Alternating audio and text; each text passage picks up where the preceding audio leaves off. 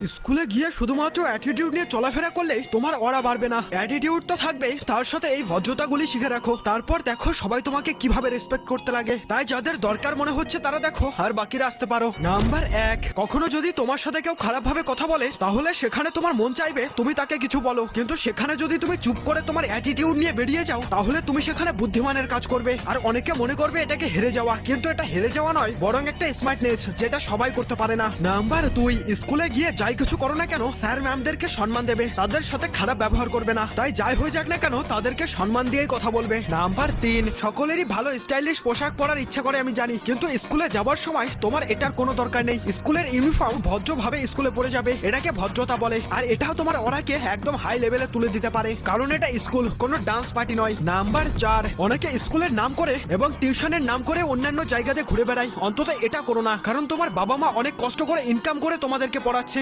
এটাকে একটু তোমাদেরকে বুঝতে হবে। আর হ্যাঁ, জানি এসব বলার আমার কোনো অধিকার নেই, তাও বললাম, মন চাইলে করো, না হলে ছাড়ো। আর যাদের মনে হচ্ছে এগুলি ঠিক কথা তারা কমেন্ট বক্সে ইয়েস টাইপ করে যেও।